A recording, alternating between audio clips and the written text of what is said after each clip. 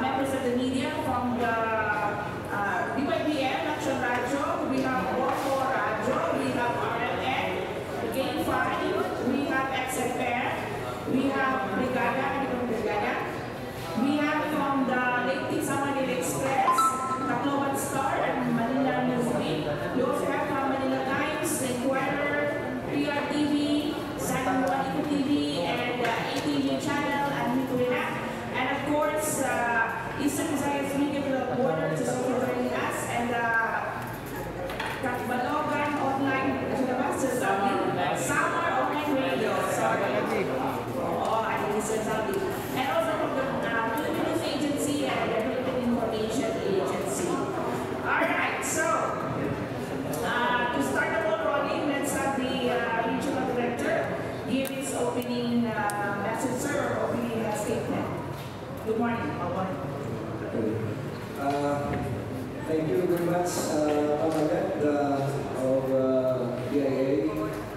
Thank you so much also for coming despite the very short notice. Pasensya na po. And of course, our friends from the media, mag-request na kasi ng interview today, and meron din next week. Sabi ko, pwede na stop ko, pwede pa design na natin para to in interest of time. Dahil ako busy na lahat. So, kung ano man yung mga katanungan, at least kung natanong na, hindi naman paulit-ulit na yung concern na yun. Ma-address natin lahat tayo nakakagiling. So, anyway, yung kung most of the concerns naman nag-request na interview is about itong naging national issue na natin na isang restriction of loads sa ating San Juanico. And sa status now, yun na naman ang nila.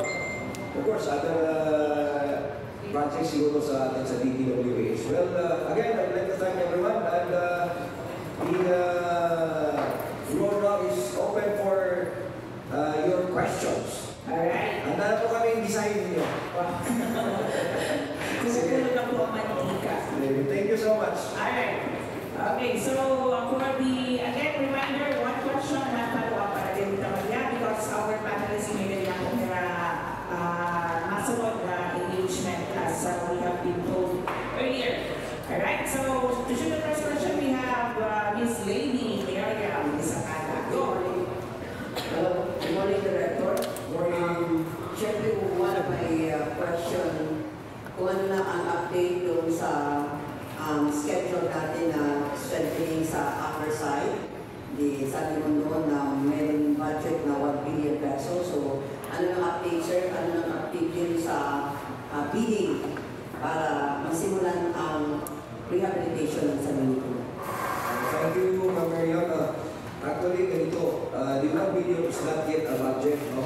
It was the estimate of the DPWH, no? To strengthen the bridge to 33 metric tons.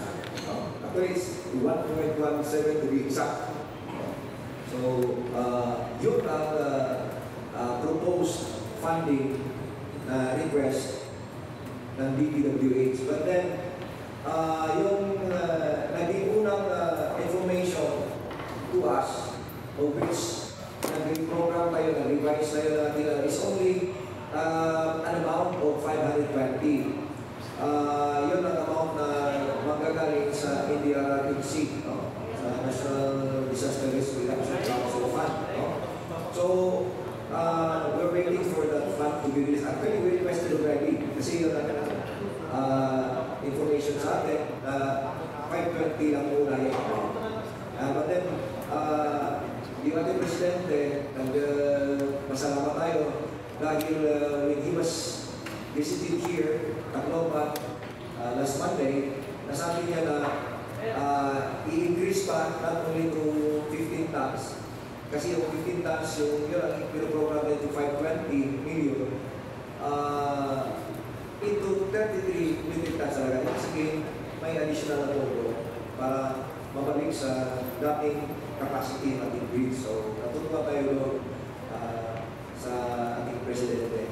Medyo papasalamat tayo. So, for now, ang naging status, we immediately Well, while waiting for the 520 million fund na gagaling sa ating NDRRC, gumagawa na tayo ng preparatory works. Ito yung massive portal shoring of the bridge in preparation for the girder completing. Kasi doon sa supposedly 1B sana, ay na-reduce ng 530, and so may scope tayo na tinatanggal natin dahil sa pagkakasya lang ng amount ng 520. Doon natin pinagkasya. So, we focus now more on the retrofitting of girders. Kasi yun naman talaga ang girders, yun ang pumapasan sa slab ng bridge. Yung nasa ilalim, makikita din ng steel na yun. At yun ang weak yung ating girders na yun dahil sa kalawang sa ilalim ng bridge. Hindi natin makita sa ibabaw, nasa ilalim kasi ng slab. So yun ang uunahin natin. And preparation for that, while waiting for the funds for that retrofitting, ang gumagawa na tayo nag-start na tayo last Saturday ng massive propulsion using the steel H-pile, I-beams. Uminom tayo sa Region 7, Region 7. So, nagkakot tayo dito from challenging lang kasi masakay lang ng isang truck using itong trailer truck dahil mahaba yung ating H-pile. 12 meters. And yung bigat ng isang H-pile is 1.187 tons, 1,187 kilograms. And yung pag magkarga tayo ng 30, umabot tayo ng 51 ton yung buong bigat ng ating trailer. So, masisira yung mga tulay na dinaanan natin ito kasi karamihan natin mga tulay mostly 30 tons lang yung capacity. So, nasa 20-25 tayo lang yung ating makarga natin. Due to, of course, ano din natin, kaya natin grab, but then yung mga tulay at mga kasana natin ay masisira yung pagka masyado tayo overloaded. So yun, nahapon na nila. We started already the massive portal shoring of the bridge, both sides, British side and Sama side. And we are inviting contractors of the networks. Engage kagad while waiting for the fund to be received by the retailers. Ilan na siya yung mga nag-intend to join? Last time nag-attend ng ating meeting, physical, face-to-face, at Zoom, anim sila na gano'n. But then, yun, hinintay natin yung engagement talaga nila sa site. Well, tayo sa DPWH, gumawa na tayo ng hakbang habang naghihintay pa tayo ng release ng massive production. Okay, before our second question, can the DPWH meet the deadline set by PBBM in December to complete the retrofitting works of the funding? Yun.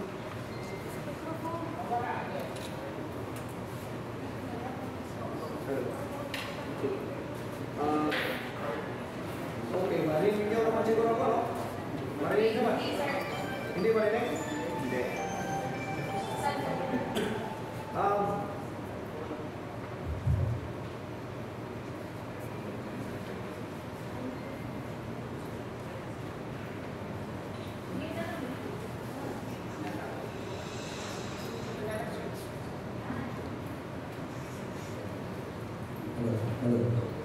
Yes, Mama Len, ano yun? Anong specific na tanong? Yes, ma-meet ba ng DPWH ang deadline set by PBBM on the retrofitting by December? Talagang i-meet natin.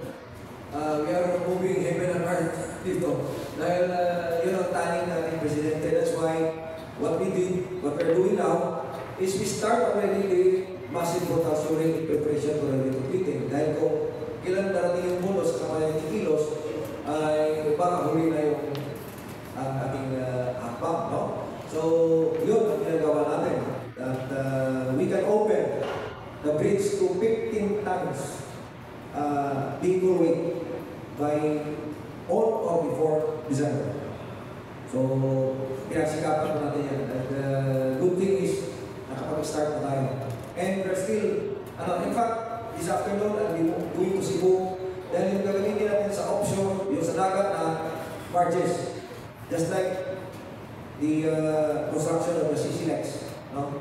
Yung tumawid sa yung 8.9 kilometers ng third bridge ng Cebu, mga barges yung ginagamit doon. And nandun sa Cebu yung maraming rental na barges, so doon tayo kukuha ng mga barges na gagamitin natin dito. Alright. Sige. So our second question from Sir Saudi. Maupay nga agang natanan. Director, minabuti ko pong personal na maranasan ang mga ating mga biyahero sa tuwing gabi. Sumakay po ako sa libreng sakay, patawid ng San Juanico Bridge, and then lumatid po ako doon sa area, nasa mga alas 8 na ng gabi. And then nakita ko namin doon sa Dampigan, sa Santa Rita, na nag-iisa lang ang bus na available at alas 10 po ang kanyang biyahe papuntang Katarman. Ang isa sa mga problemang idinulog sa akin ng driver ay gumagastos sila ng 9,000 sa fuel papuntang Katarman, and then itatawid nila ay 4 na pasahero lamang sa isang gabi. So, parang lugi daw ang kanilang biyahe. Ang DPWH Region pa ay may coordination na sa ating mga LGU upang masolusyonan ang maaaring magkaroon tayo ng shortage of transportation vehicle papunta sa Samar. Kawawa naman po ang ating mga biyahero. Thank you for that concern, sir. Ganito ang gagawin natin. This is the first time na nalaman ko yan. Thank you for that. Siguro itong gagawin natin, magkakaroon tayo ng schedule of trips talaga para aware natin mga tao at hindi rin mawala ng mga pasahero. Kasi pagkatao, pag hindi nila masyadong alam na mayroon pa parang trips sa itong oras, iba kayong ibahin na talaga magbibiyahin eh. No? So, yun, mula ng pasahero, lugi, yung bus pagka nagbiyahe siya, 2, 3, 4 yung kanyang laman. No? So, lugi siya sa, sa fuel and also sa pag-sweldo pagsahod niya ng driver at sa conductor. So, ang pinaka-importante niyan, ma-disseminate natin, maglagay natin ng schedule at anong ng mga buses. Siguro, yung leverage sakay, ngayon, kung mayroon mo tayong alternative na hindi talaga bus, ay advise sa ating pasahero rin na biyahe, yung ating mga banban, yung doctors, yung ano pa dyan, grantors, yung ganitong sizes ng mga kahit na grandia van, ay nakakatawid naman siya. And so, meron namang buwibiyahe siguro, meron pang buwibiyahe banban from Tacloban to Katarman? Meron. So, gano'n siguro yung last trip doon, siguro yung ano lang natin, unless yung ating biyahero, meron sa sariling van o sa sasakyan, makadiretso siya. But then, before, we should understand na hindi naman yung siguro yung evening, midnight trips, so halos na 24 hours siguro yung ating bus noon, no? For now, dahil restricting na yung buses natin, talaga, baka muna tayo doon sa ganong sitwasyon din. And ano oras ba yung pinaka-last ng isang yung mga van natin? 6 o'clock lang? 7. So, or 6 or 7. So, 6. Oh, meron akong narinig na 6. Di ba lang 6 or 7? 6 or 6. Oh. So, yan. Yung ano siguro natin. But then we need to also, para naman ating hindi pabigat sa ating mga bus liners na iilan lang yung kanyang pasahero. Siguro, yun, magkaroon tayo ng schedule na ganito doon sa, ano na, halimbawa, from Tacloban or from dito mismo sa, anong tawag nito, San Juanico, Lady Side, Summer Side, meron tayong schedule na trip na ito, mga oras yung departure. Otherwise, kung hindi alam niya iba, hindi na rin mabibiyahe yan. And ang nangyari, yung hindi lang siguro akala siguro may mga siya, yun, yan, doon magkakaroon ng problema. Dahil nga, kung bus na lang ang kanyang sasakyan, ay talaga po, medyo lugi yung bus pag bumiyahe siya ng ganong oras na puti na yung pasahero. Pero pag alam mo marami yan, naging usual na yan, yung time na yan, maraming pasahero, yan, okay yung bus na yan dyan. So, it's matter of, i-display siguro natin, magkakaroon tayo ng, parang survey, magtatanong, in the form of questionnaire yan, magtatanong ng ilan ba, yung mga talaga kung gagawin na gusto na sumakay ng bus. Or, pwede tayong, yung ating, ganito na lang, instead of the bus, baka pwede natin pakiusapan through our LGUs and our ADRMCC, OCD, and lahat yung agencies concerned, kahit kami, sulatan natin si yung mga operators, fatman, doctors, or sino pa man yung na if they are willing na mag-provide na of course, kailangan sila, ba't ayaw nila mag-gaya na kami? It's about safety ba, security, or kukunti na lang siguro yung pasahero. Ang nangyari kasi sa ating business is always mag-prevail talaga is the law of supply and demand. Kung walang demand, wala talaga, hindi talaga sila kung paano sa market, doon din sila. So, the law of supply and demand dictates. So, ano siguro, pwede natin one of the van operators, kahit isa man sa kanila, siguro mag-provide ng may trip sila from ano na dito, announcing to the public na we have our last trip from Tacloban to Kakarman, ay ganito, meron isang 8 o'clock ng gabi. Then mahirap din sa mga driver, dahil ko 9 o'clock sa biyahe, pumunta siya ng Kakarman, ilang oras mapunta ng Kakarman, 4 to 5 hours. Ano oras na natin doon? Wala, hindi na siya masyadong attractive kung passengers kasi kung travel during that time, yung pagod na ako. Natakot na rin ako, yung driver, baka inaantok, baka kung saan tayo magpunta pagka ganun buyat na sila. Siguro, those are the options that you have to mag-ano tayo kung magtanong-tanong tayo, ilan ba yung kapisayero na bumibiyahe pa sa mga ganung oras? Oo. Siguro, napakano siguro unfair sa bus na 5 lang yung ang van pa siguro, pwede yung pagtiyagaan. 5. Okay, ano mo lang kasi maximum of 8, 9 passengers. So siguro pagka nagkaroon siya ng 6 or so okay. Pero sa bus, kahit na 10 siguro, medyo lugi ba yun? Dahil mabigat yung magastos sa fuel. So anyway, naka-plan tayo, may somebody is taking notes, no?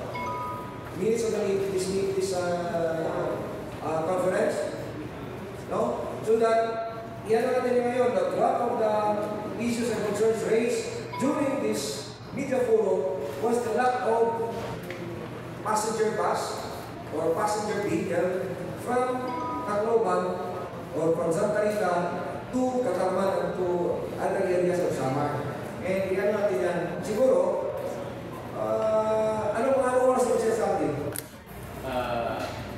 Umaalis sila alas 10, actually alas 10, pero dahil pinuno pa nila yung bus, umabot na kami ng mga mag-aalas 11 na, nakarating kami ng Kalbalugan, alauna. Ayun, So, yan din, naranasan ko rin yan even sa Cebu, no? Minawas sa Cebu, na yung bus talaga, alas 1 Anong oras alis to? Sabi niya, alas 1. Pag napuno, saka siya, alis. So, gano'n yung kanilang wala namang bridge doon na inano din sila. Talagang yung lang ang nila. Siguro, pag yan yung tayo na rin pag-adjust or pwede tayo pag-request sa mga van operators, but then pag nagdagan yung van operators dyan, mababawasan ko rin yung sumakay sa bus. Baka abutin na lang alas 12 bago mapuno yung bus. Pag magbawas pa tayo ng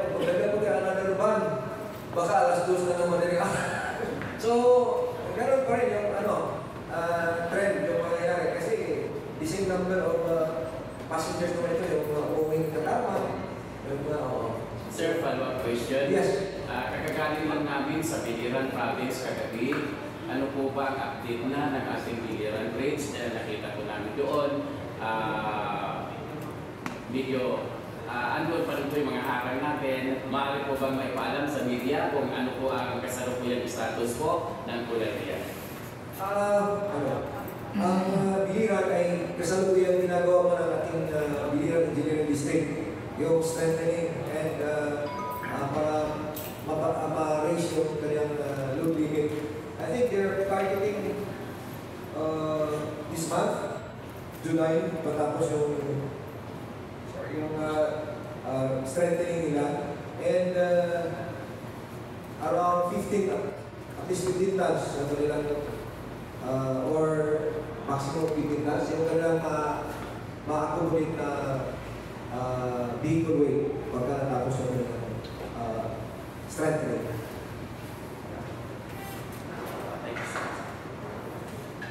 Alright, so our next question will be from GMI Duebio. May ano nga biyahe parts na ito Eastern Samar. So do we need magkakaroon ng construction dito sa Sigo para itong matalanan parts?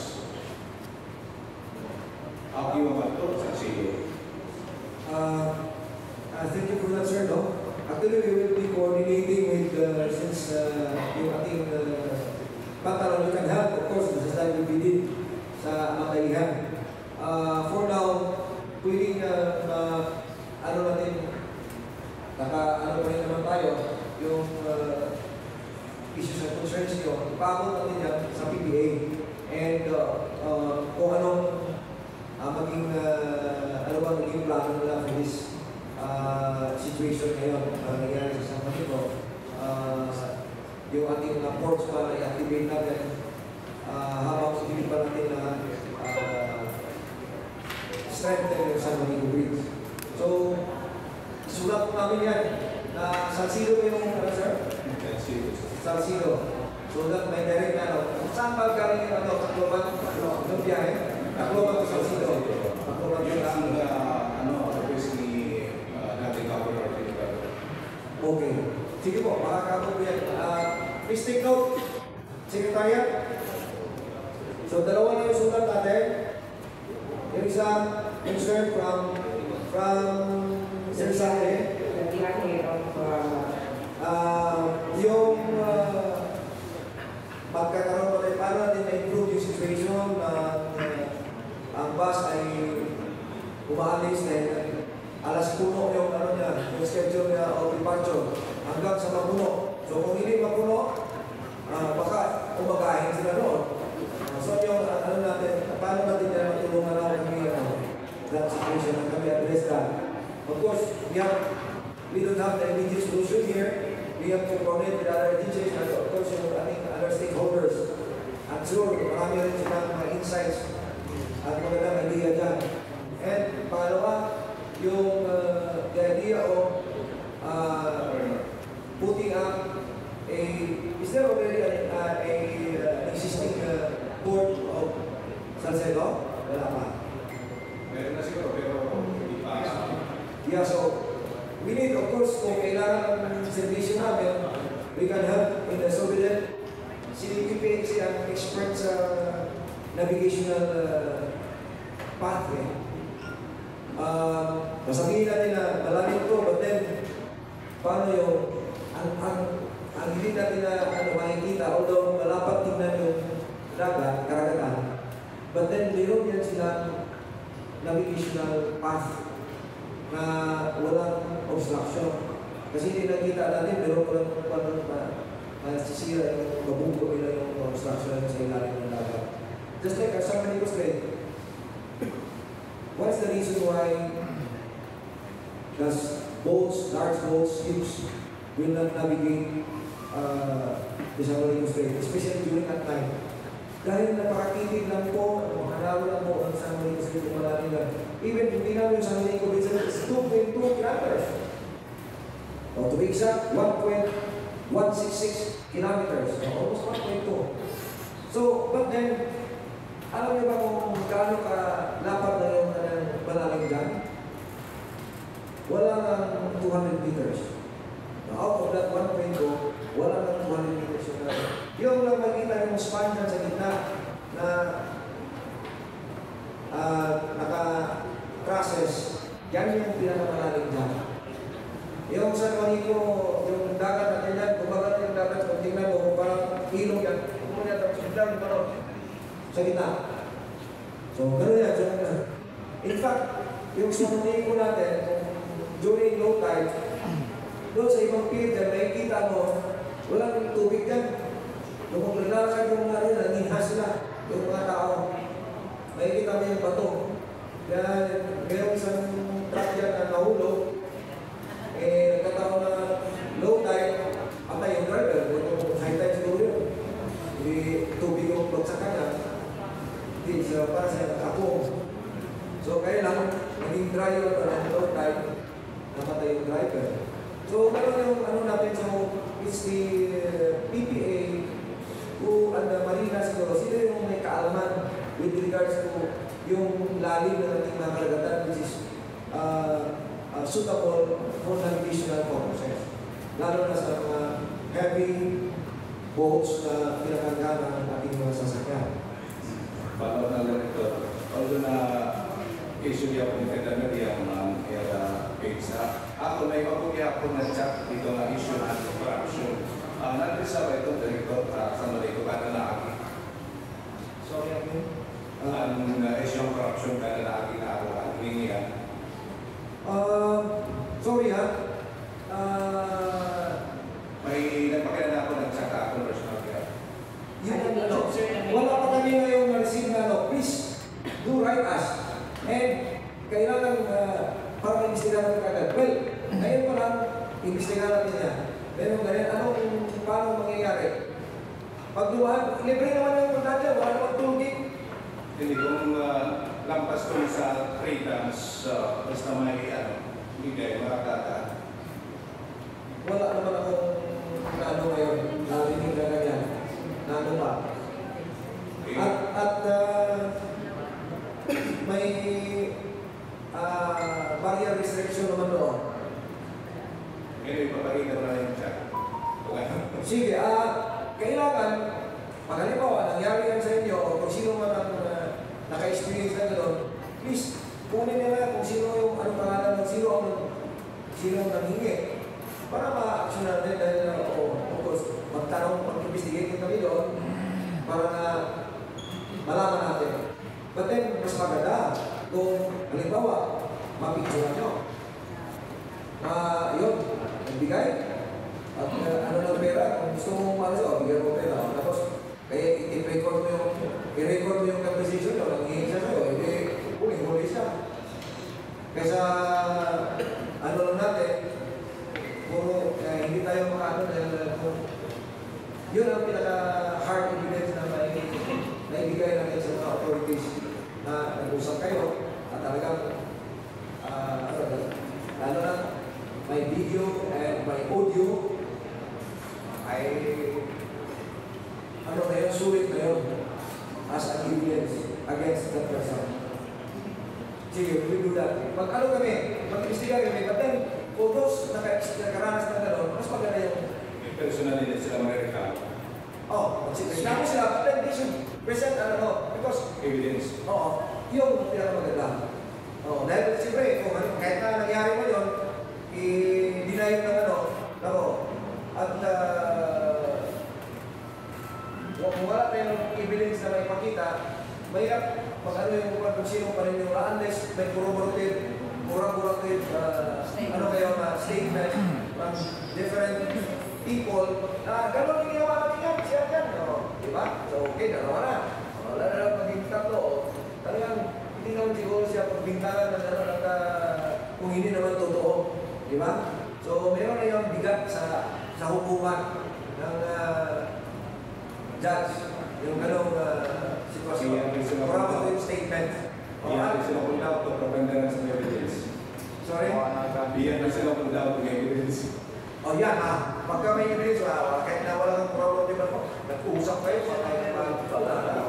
Okay. Okay, second. Okay, thank you. Our next question will be from Jaime Ramador of KBS. Director. Good morning. Good morning, everyone. Yeah. So, point of clarification ng Director on the availability of our funds. What is our total cost for the strengthening? It's not rehabilitation, no? Strengthening long-term. At the same time, the mode of procurement, is this going to be under bidding or negotiated? And we would like to know if meron na tayong contractors, sino po? Sa yun nga tulad ng nasabi natin kanina, the previous plan was to strengthen the bridge, retrofit it to currently limited ton capacity. But then the available fund sa ating interarranging is only 520. So we reduce it dahil nagtanggal tayo ng scope of work, binawasan natin. And yung ating parasit naman yung ating structure, 15 tons yung kanyang magiging capacity after the strengthening of the bridge to itong gamit yung program ng 530. And ang magiging mode of procurement dahil pabilisan ito is hindi na competitive bidding. Negotiated direct procurement, direct negotiation din. Yung ibang kontraktor nga, ayaw na mag-intake kasi masyado pressure. Kasi sinabihan ko sila, kung sa ibang contraction, ito na sana yun na parang kahit magkapag-time extension kayo, kung baga sa pang-inasal unrealized, unlimited, dito zero time extension. And baka mapinalize mo kayo. Because pinaasa mo hindi lang ang mga tao. Kung si Presidente, it's no less than the President who directed us. And nagkontrata ka, nag-complete. Tapusin mo. I-strengthen mo siya. Pagdaanan mo ng all of before December, hindi mo ginawa. Anong kaparusahan sa'yo? Diba? So, ganun kabigat yung So, ewan ko, kaya nga medyo yung iba, hindi naging interesado dahil marami din silang ginagawa. Dito sa, bakit pa siya dito pa siya sa medyo madelikado yung kanyang lisensya dahil nga, instead na makakuha siya ng proof, nasa negative, parusa ang kami niya. Wala pa naman nasabing reward. So, yan yung natin. Sitwasyon nila. So, negotiated, So, natuwa tayo na yung ibang talagang sila ng interest. At iba sa sila. Kaya yung contractors po could be say na Danilo or sino po na sorry contractors. Name ng contractors daw, sir, kung pwede po ba? Wala pa kasi tayong contract. Wala pa contractor, dahil wala pa contract. Hindi pa tayo nagkipag-kontrata dahil wala pa pondo. Ang ginagawa natin ngayon, si DPWH gumawa ng preparatory works. Itong massive portal showing and preparation. While waiting, sabi natin, hindi naman na nakaupo lang tayo. Nag-prepare na tayo. Gumawa tayo ng material from Cebu. Ginamit natin for portal showing. Still living. In terms of the consultant po, kasali po ba siya ngayon sa planning? Since sa kanya nag-start yung closure, decision for closure. Yes. Sorry, walang closure. I mean, limitation. Yes, kasali din po siya ngayon sa planning? Yes, of course. Kasali siya. Okay. Sige. Pagkanto ka na. Alright. Before we go to the next media personality to ask the question, my phone has the DPWH already submitted all documentary requirements to the NDRRMC to facilitate the release of the 500 million? Yes, in fact, nandun na sa OCD, na-receive na ng OCD, may receive copy na kami nga pinanala nito. Yung letter mismo ni Secretary Buduan ng DPWH. So, na-receive na ng OCD. Once na-submit yan ni Secretary, kompleto yung copies. Thank you, Arnie. May we remind our media friends, may that po kita ang mga panelists who can answer questions on Liluan Bridge and the updates on Maharlika Highway. To give the next question will be Kuya Fred Paderos of SJTV. Magandang umaga, Director, at sa ating mga panelists, Fred po from GMA also, and FGT, of course. Ang tanong ko po ay ganito, nung lumabas nila usapin tungkol sa San Manico Bridge, ay nagkaroon ng sunod-sunod na press conference sa City Hall, si Lord Alfred, at every time na may kakaroon ng press con, ay lagi na binabanggit kung ang DPWH po ba ay humingi ng second opinion doon sa Lazaro group, hindi ko lang masyadong po kayo yung pangalan, so Lazaro na nag-assist nung sitwasyon ng ating sa Manico Bridge. Yun po ang ganyan ko nang point out kung na kailangan ba natin at kailangan magkaroon ng second opinion tungkol sa kalagayan ng ating sa Manico Bridge. Meron po ba tayong ganyan? Thank you. Yes. Actually, yung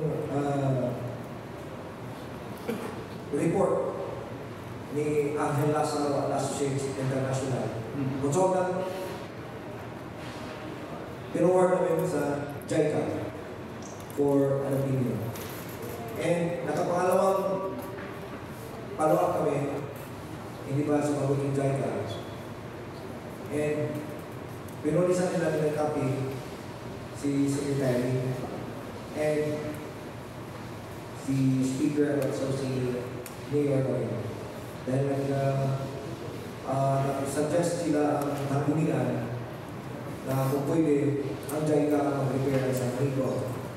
But then it's not for me to decide on who is going to undertake the repair. Dahil kami po ang ninandatuhan ng Presidente na ayusin.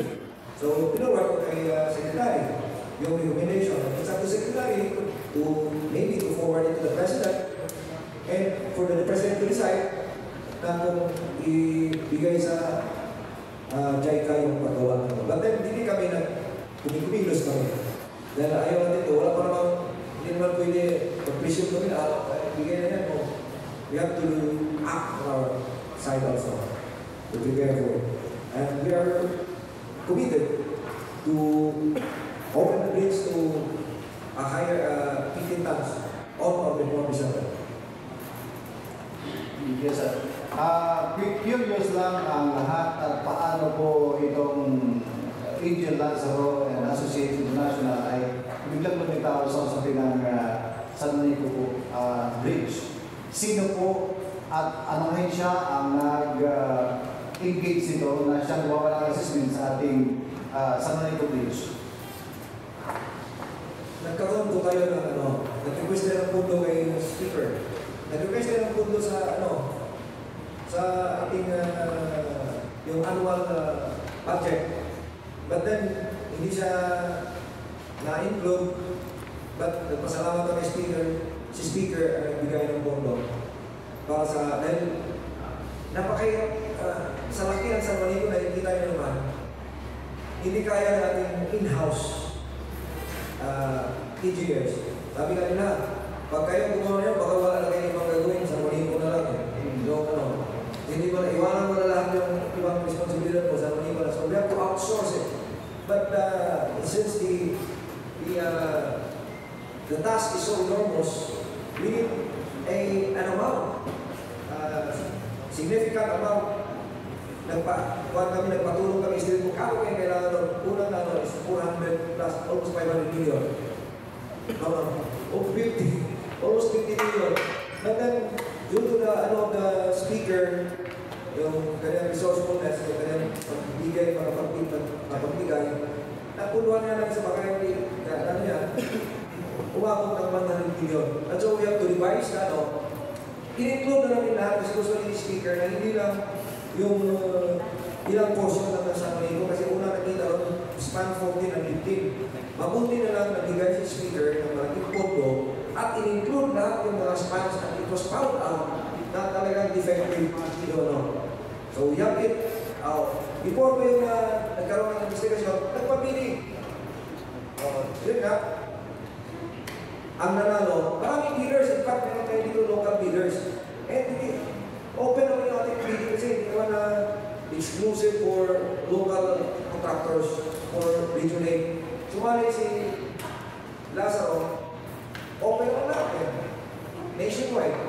Oh. Siya may pinakapagandang papeles.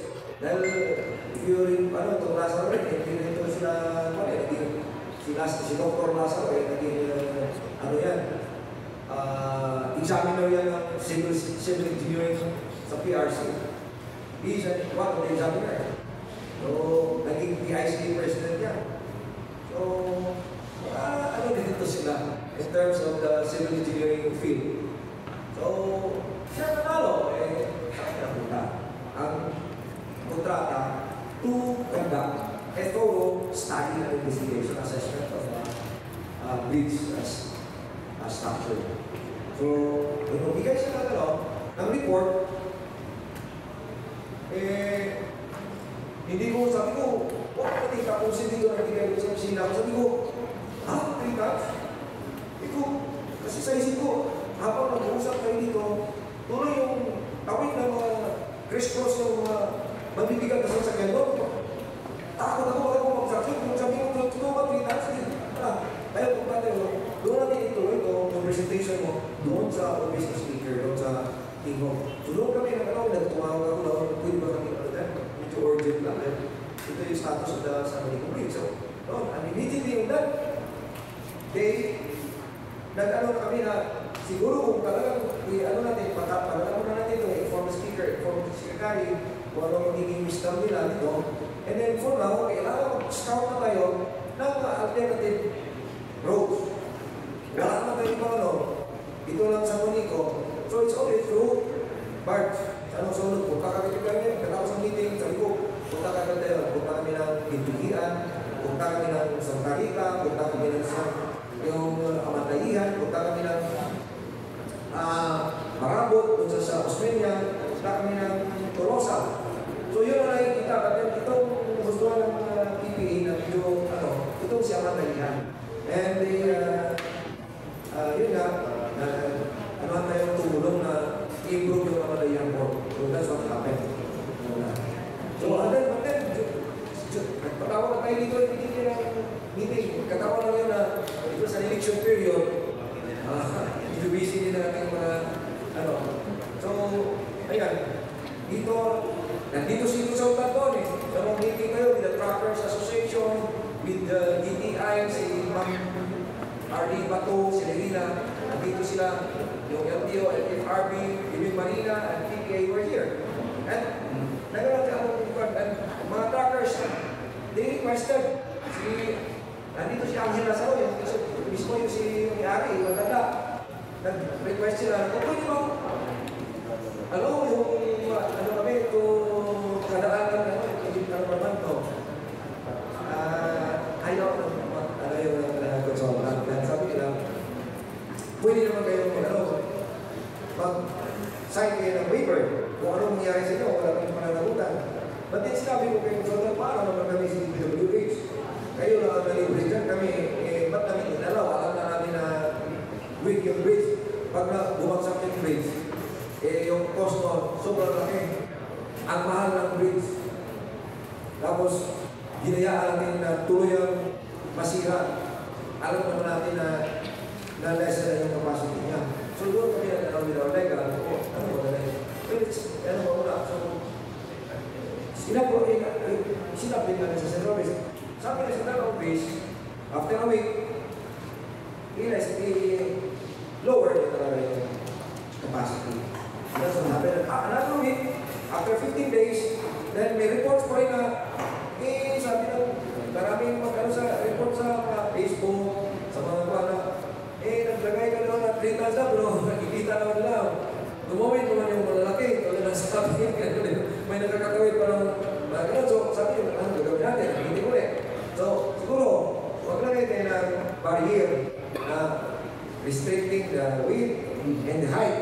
So, gano'n yung ginawa natin. So, hindi na makakatawid talaga yung malaki. Kasi, hindi siya makakapasok doon sa lagusan natin na steel barrier. So, yun, nangyayari. Okay. Mamalit, isang follow-up lang. Importante lang ito doon sa JICA. No? Director, nabanggit niyo po kanina na hindi pa sumasagot hanggang ngayon yung JICA o the second opinion. Ang tanong ko po ay hanggang kailan natin hihintahin yung sagot nila at will that really matter ang kanilang second opinion sa pag-proceed ng construction o repair ng Tornado Bridge. Paano po, hanggang kailan natin hintayin? Thank you. Follow-up po tayo ng follow-up. Habang naghihintay, katulad din ang ginawa natin ito, hindi lang tayo naghihintay na ang daming rekomendasyon, ang daming suggestion, ang daming ideas, but hindi tayo makapaghintay na may hindi tayo gagawa. Ang hakbang na ginawa natin, gumawa na tayong material para gamitin natin sa ating massive portal showing. Inumpisahan natin. Sakali man meron silang bagong ideas na hindi okay, at least nakapagawa na rin tayo. Baka kasi kung wala sila ano ba, tumatakbo yung panahon, baka hindi natin ma-beat yung deadline ni President to open the bridge to 15 tons over before December. So, follow rin natin. Kailan lang, ano rin kami, nanabi ang siguro, araw-araw na, tulungan niyo kami, sir. Parang, ayun, dami nyo, alam kay JICA, ano ba, or peace naman. Okay. Thank you, sir. Thank you, sir. Thank you. Thank you, ma'am. Thank you. Before we go to the next naman question, merong voting from Caballo. How far are we in implementing the upgrading of the Maharlika Highway in Samar area, and are the ongoing construction works already part of the Maharlika rehab and upgrading? Anybody from the panel? Yes, actually, 2025, massive yung pondo na inanunod kasi nagdodoble. Bakit nagdoble yung supposedly? Yung 2024 kasi natin, di ba naalala na nasabi ko sa inyo na yung mga sirang-sira na sa Maharlika, particularly dito banda yan sa mga pinakamaraming dilapidated talaga Samar Second area, no? Katulungan to here, no? Sa Talina.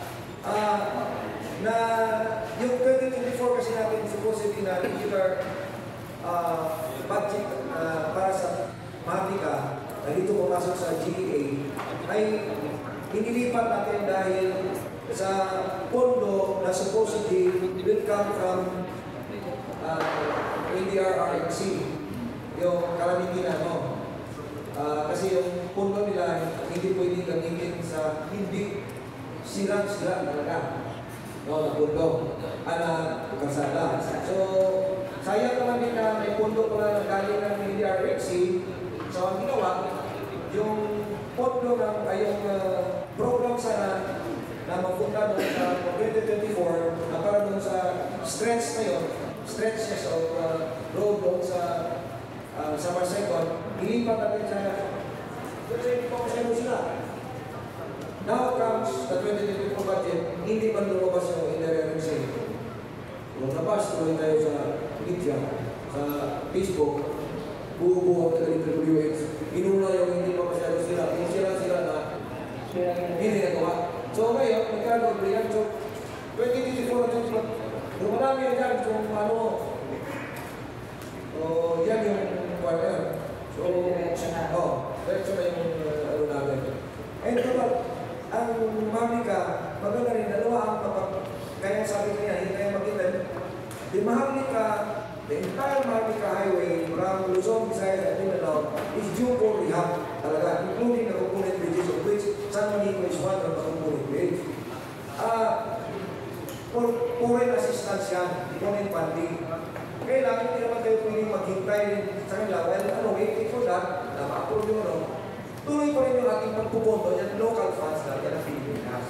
So, ganun yung ginagawa natin. So, ano na lang kung halimbawa, katulad doon sa nangyari doon sa Pampang, Palapag, Tumagas, Gamay, Lapinik, Artiche, San Policarpo. Dahil yan noon yan, yan yung halos hindi mo makita kasara yan, mag-earth room lang eh. Naka-schedule din yan sa Cueca. Pero matagal na so inuloy pa rin natin, isama siya sa program natin, taon-taon. Nung ma-approve yung sa Cueca, naubos na natin makuwila yung buong Pampang, Pagkanas, Gamay, hanggang sa Policarpo Atense.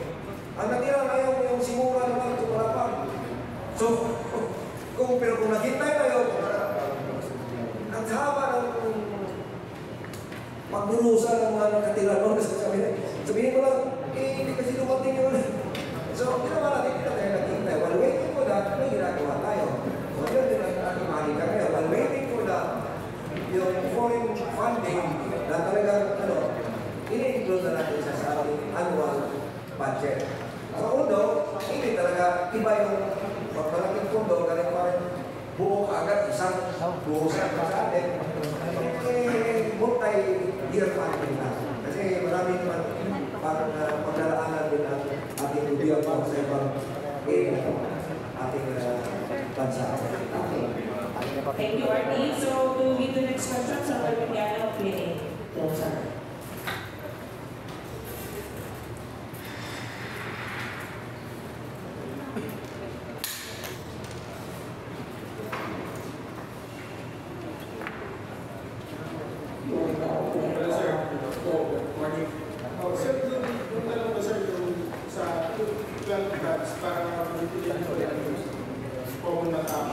Anong klase yung sasakyan kung hindi na makadala para 12 tons na sir? 12 to 15 tons. Sorry, 15 tons na. Parang yung bus, makadala. Yung mga, hindi lang minibus sir, yung mga bus. Tingnan natin ha, kasi meron din ang pinaka na best is makilo sila.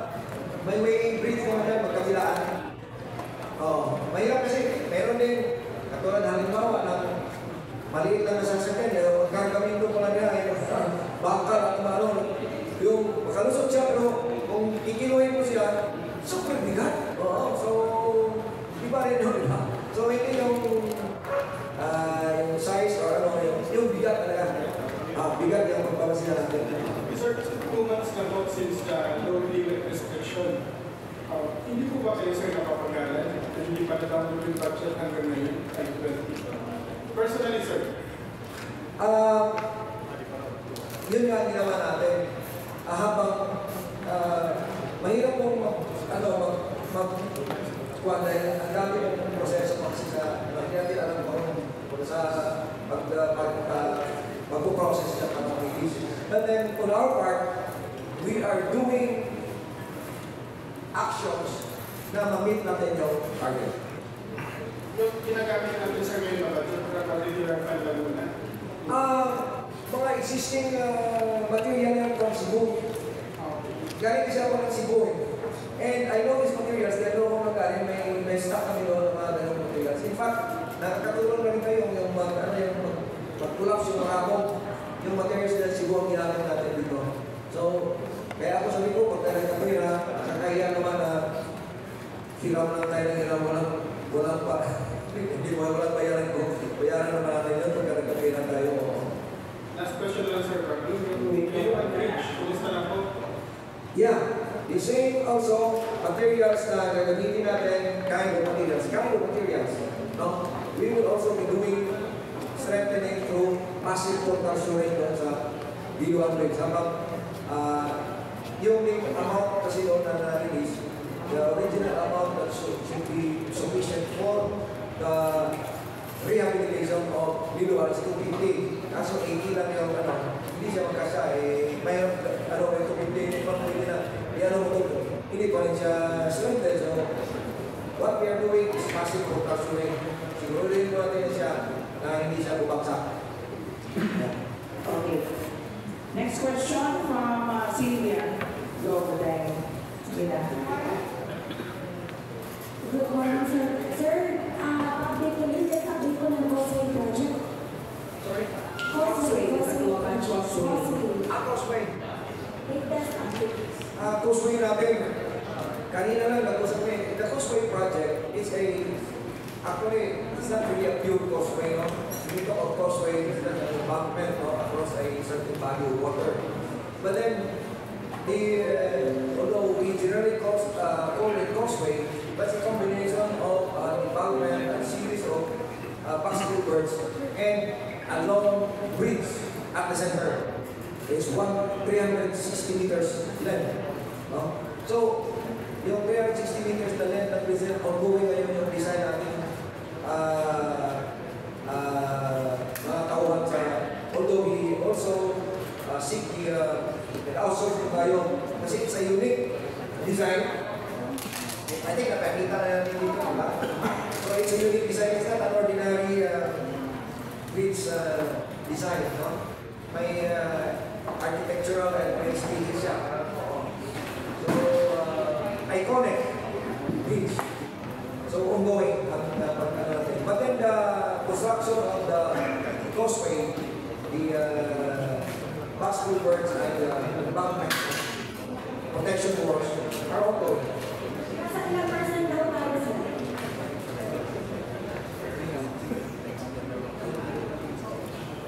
31.62%. 31.62%. Okay.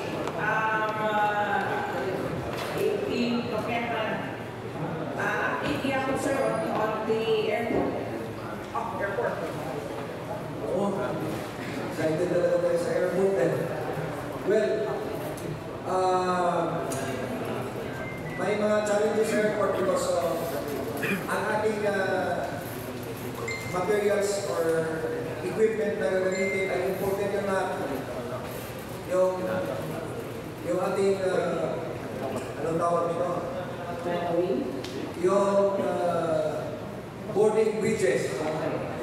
Yung boarding bridge na yung bang tumatakbo, lumalapit pupunta sa aeroplano at igano'n yung kanyang tube para hindi na kayo bababa, naka-over and air condition, yung hanggang sa mga lawas na important wala na dito at ino-order yan.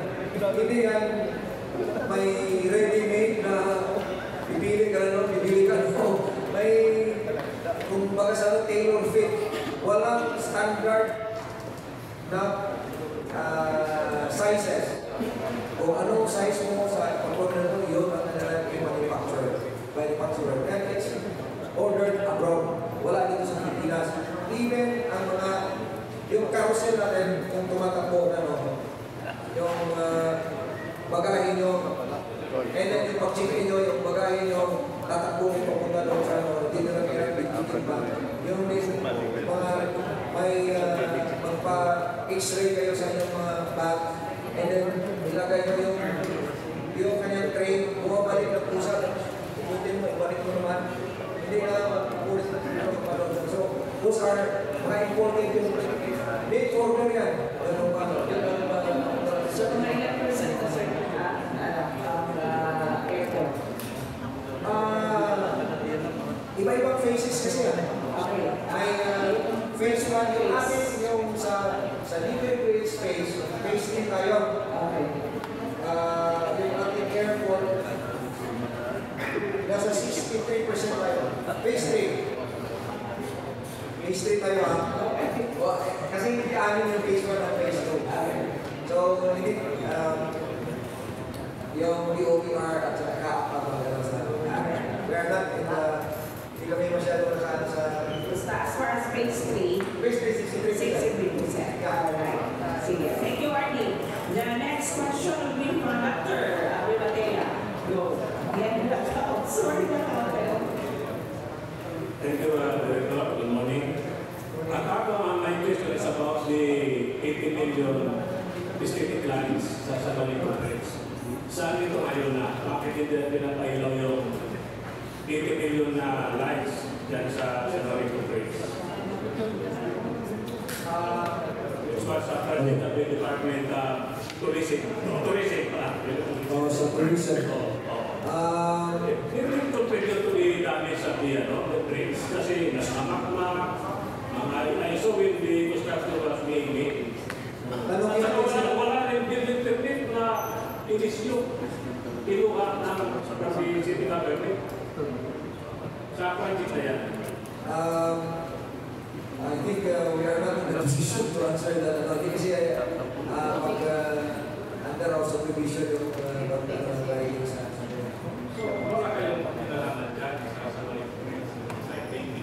yung sa lightings under yan ng tourism. I think sa province siguro may hawak pa rin. Sorry? Ang may-ari ng San Juanico is ang Yes. So, asa na ito parang Bridge attachments lang sila. Katulad ng ating mga public utilities, libre attachments, yung detalye ng kanilang status ng kanilang hindi kami masyadong informed. I mean, siguro ang tanong is, ang tanong siguro sir is, yung ginawa ba ng pag-put up ng lights, will there any impact dun sa mga dalawang sira of the bridge? Wala. wala bakit hindi nakaos ng light? Yun ang hindi ko alam. Hindi request siguro natin. Request natin. Profit sa Department of Tourism. Hindi na ba umilaw ngayon tuloy na ito? Wala na. Baka nag-repair yun. Alright, we have the last 3 questions. Again. Ayones, ada ka ba? Microphone. And then Leo Ladan. Okay ka na? Hindi na? Okay. Good morning. I'd like to ask an update kapag Chief of Maintenance about Calangisi Bridge. Up to this time, problema pa namon o ito pagka-transport ito mga goods from Tacloban to Kalulian. Kaya di pa manakataagi maman ng truck nalibot pa. So, ang update na, kapag pagkita mo ang Biliran Bridge, ang Calangisi Bridge, okay naman. Yeah, okay. Sige lang. Ang Calangisi is another, hindi yan one-time pundo. It's a multi-year or so na funded. Alam mo sa ating, mga projects dito sa DPWH, hindi minsan yung lalo na pagpalagi yung pundo, hindi yan kabuuan kagad. And pero release yan, isang project yan.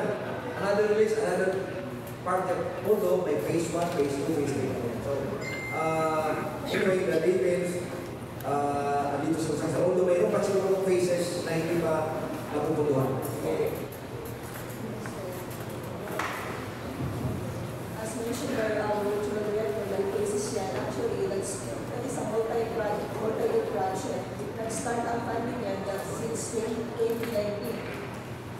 Yeah, 2019 ang start yan. So, yung ibang cases po na completed na, but meron tayong concern doon sa may approach side na yung sa slow production that still needs funding, and hopefully by 2026, hopefully next year, ay hindi na yan kasi yung slope, yung may portion yan na nag-payment yung sa slope production doon po sa bridge approach. So, although yung ano natin, yung structure itself is completed. Follow lang, na-interview ko si, di ba, interview tayo Engineer Gomez with Engineer Rodriguez. Sinasabi ninyo na may problem pa tayo sa road right of way kasi yung may-ari ng lupa doon, hindi nagpapadaan sa mga sasakyan. Resolve na ba yan, Engineer? Resolve na po, pero as of now, yung concern po natin, yung sa slow protection, yung sa may approach. So yung difficulty natin yung sa funding for the slope protection. Yes, yes. So, kailan ma-resolve yung engineer? Ganun din po, ever ano na rin natin, siguro ipapagpapatin sa central, hopefully very soon. Follow me again, engineer. Thank you. Okay, next question, Leo Lena. Shoot na shoot. Magandang umaga dito. Sa Tanawan Leyte, itong mga leak ng tubo ng prime water, nasira na talaga yung ano ninyo, mga kalsada doon. Kailan po ba gagawin yun, sir? Kasi marami ng distress yun, sir. Thank you, sir, for raising that concern. Please take note, Secretariat, we will immediately prepare a letter to Prime Water. Specifically, yung sa Tanawang area, anong may lahat pa ng Tanawang, sir, or certain barangay or CQ? Simula sa barangay, yung unang barangay papunta sa Pago o Pago, Maribi, papuntang doon sa Dagani. Noted po, sir. Please prepare a letter to Prime Water and requesting them to facilitate the completion or repair, repair of their activity there. And restore nila yung requesting to facilitate the immediate repair, restoration, whatever activity ginagawa nila sa area nila. And tapos, palakap na rin natin. And copy for this, si sir. Kung sino sa, ano lang yun, kay sa PIA. Para lahat tayo, alam. Sige, go. Additional one. Ano pa direktor na ba? Irereklamo itong project ninyo Bilakura na mahina yung trabaho pagkuhanan sa bato. Sapat, pagkat ng bato. At saka dyan sa may Santa Fe corner na ay danis niya sa tabi sa may street traffic light. At saka dyan sa sa Marigi, doon kayo na lang excavation ng DPWH Sportsgate, abandon, pakusok ng tubig. Grabe naman nila yung district engineer. Hindi mangyayano. At saka doon, hindi sa Talawan, doon sa excavation ng prime water, doon sa Barangay Ligawan, nagkamilindi, doon sa Kalsadahan. I don't know why also the second grade ng DPWH. They are doing nothing. Thank you, brother. Take note, dalawang yung isa, sa bilat, yung magkakaroon na may actually permission for our construction. Nagkaroon tayo ng nag-initiate ng termination of But then wala sa gabi, sa alliance, warning lights. Palagyan natin, although si Mutartor, hindi mo siya nakikita. Sino Mutartor niya? On time. Kasalang sino Mutartor sa bilat? Sa Lucien? On time the rest. On time. Tapos bilik siya? Tapos siya sa election. What time yan? Sino may natin on time? Ato ni Papagaling para maano? Sige lang, malap natin, gawa kayo na talaga na-raise up yan na dito sa akin. And also sa KDK, please, it's right to yung concern sa sira yung yan sa maling street lights. Street lights sa Santa Fe. That's first district. Okay, Take note ha, mamuti yan, and then pagkatapos, para ma-action na natin, I-email kita kamaya, director. dito, the central, natin sa PIA.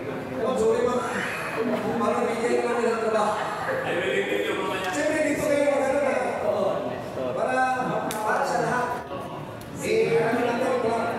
Thank you, sir. Maganda yung kaya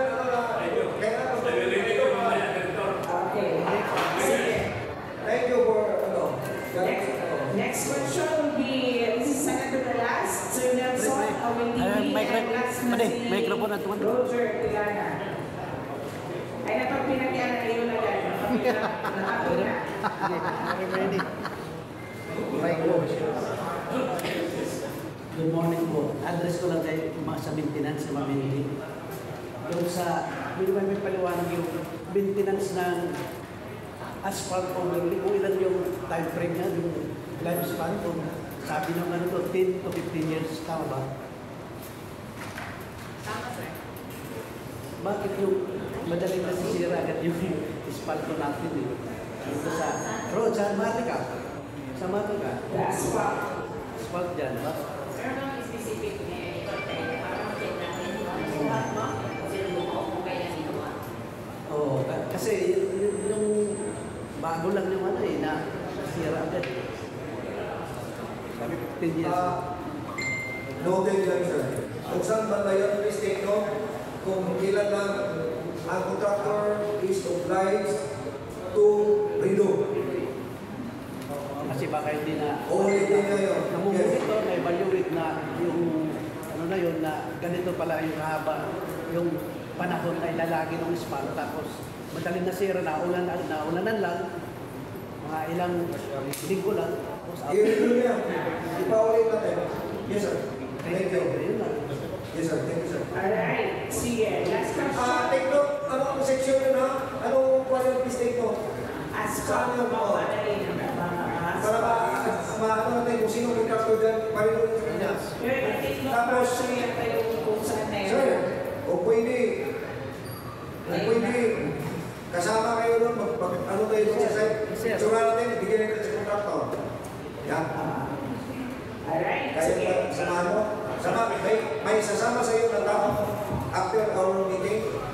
Okay ka, sir? Okay lang, sir. Oo, para may turo yun. Ano mo sila? Sige, sir. Thank you, sir. Good morning, Director.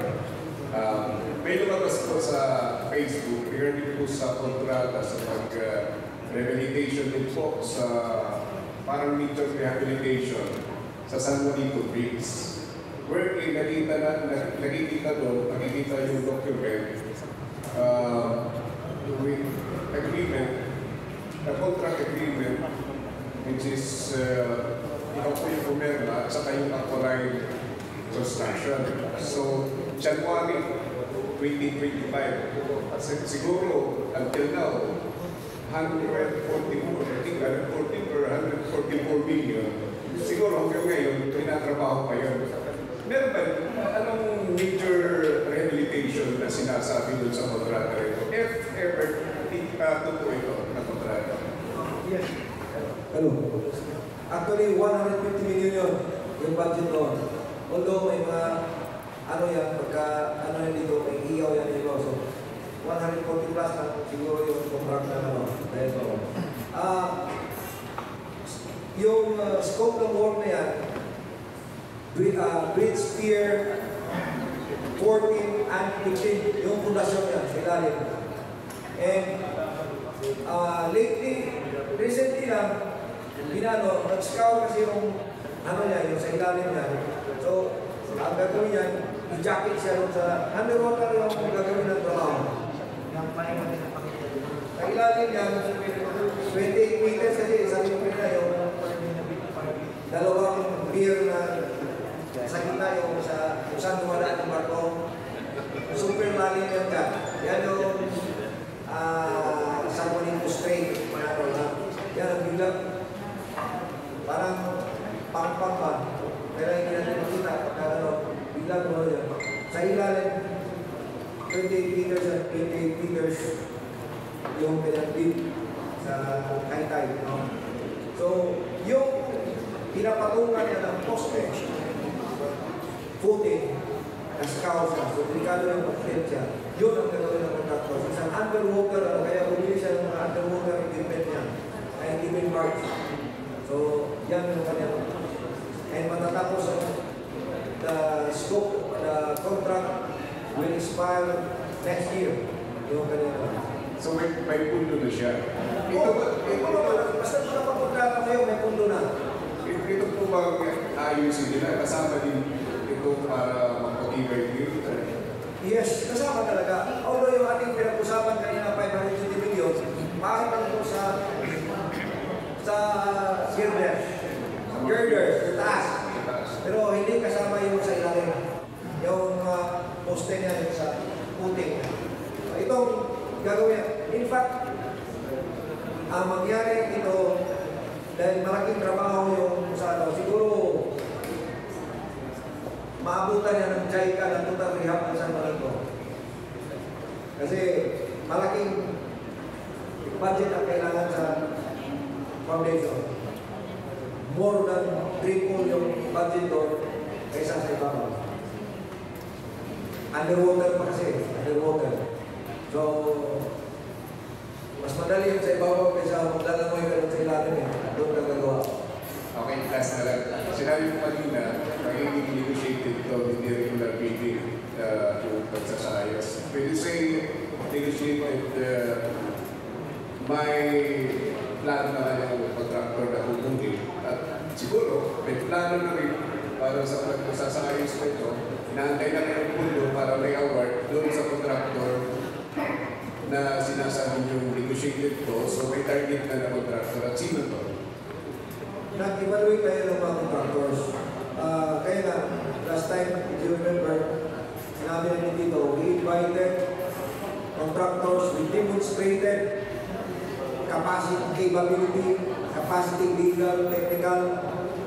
Of course, ini-evaluate natin sila doon sa performances nila.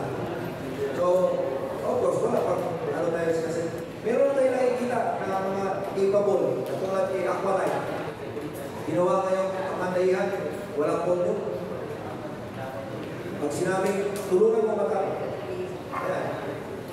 Negotiated yun. Walang pondo yun. That's a demonstrated capacity. May financial capacity. May pwede yun. Kukunin lang niya yung i-reserve para sa kanya, tapos hindi naman niya gagawin. Ang ano natin dito is, ang kalaban natin dito, time. Kaya nga, parang fix yung amount, walang competition, fix yung amount. Kung pwede siguro doon kayo magpahigsahan sa panahon, sa time. Na sino sa inyo, tinatanong mo sila, sino sa inyo, makatapos sa inyo, ilang span ang matapos mo? During the meeting, sabi, tinanong ko, ilang span ang isa sa inyo? Magkano kayo, ilang span ang matatapos mo on or before isang time? So, iba-ibang sagot nila, mayroon sumagot, 12 span, meron sabi, 6 span sa kanila. So, yun, doon natin ano din sila, yung capacity nila. Tingnan mo yung ano, ilapat namin, ito yung methodology, ito yung mga options nyo, ito yung ating resources. Based on those materials at kanilang capacity. Siya yung pinasakala kung may pera pa sila o may equipment nila na talagang google nila doon na marami na sila ibang project eh. So, na-engage, ano ba yung pwede nila na makumit dito sa San Juanito. So, based on that, tinanong ko, ilang spots na natapos yun. So, kanya-kanya na sila. So, meron, 12 spots, may 8 spots, may 6. So, iba-iba. Yung iba, hands up. So, hindi nag-commit.